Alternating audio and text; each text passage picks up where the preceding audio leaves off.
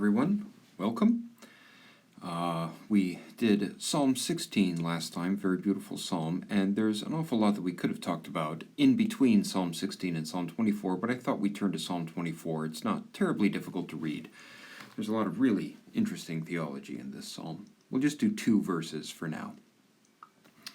So to pronounce this, Le David Mizmor, L'Adonai ha'aretz umeloah, tevel ve'yoshevei va, ki hu al yamim yesada ve'al neharot yako neneha. So go ahead and pause the video and pronounce this out loud, practice pronouncing, and see how much you can translate.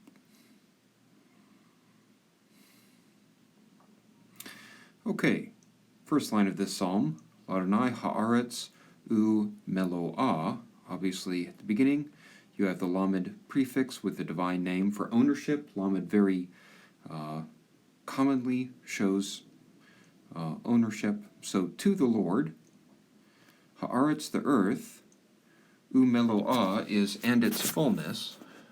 The verb here is the noun is from the verb male, which means to be full. It's just a noun form, its fullness. And then on the ending here, we have a 3fs suffix.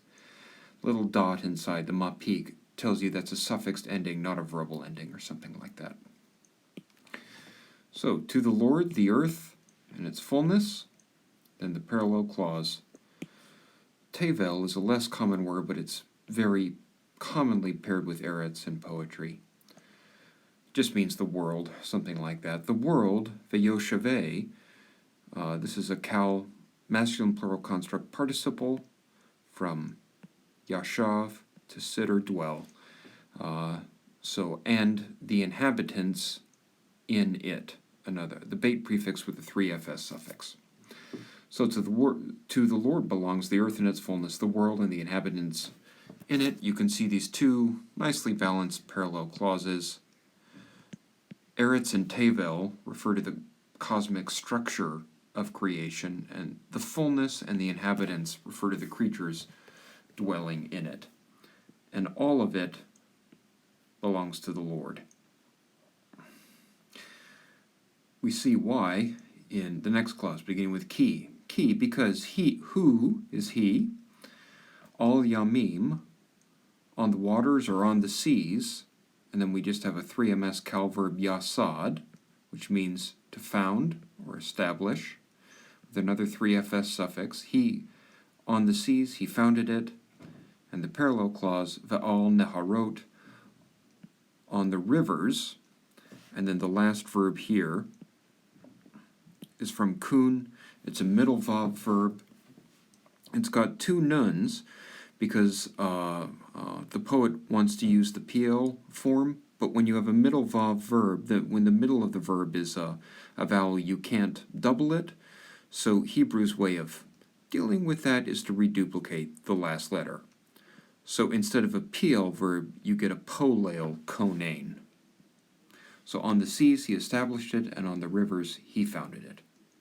So everything in creation belongs to God because he made everything, and even more than that, because he ordered it in a productive, fertile, good, ordered way. It can be a little bit strange for modern readers to read verses like verse 2 because we know that the earth isn't flat and founded on water.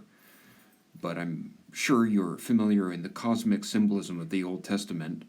The Yamim and the Neharot very frequently describe cosmic chaos. So to talk about the Eretz being founded on top of that is a symbolic way of saying God orders reality above chaos and formlessness and lifelessness, which in a symbolic sense is not scientifically ridiculous to believe. So it's wonderful in these 2 verses that the world is not some cosmic accident, born from nothing and going nowhere and meaning nothing. It all belongs to God. Verse 1, because he's put it together as a good place. Order in for most English speakers is a neutral term. In the Old Testament, order is a good thing. Now, we're going to stop there, but next time, interestingly, we move from all of creation to the Har Adonai, to the mountain of the Lord.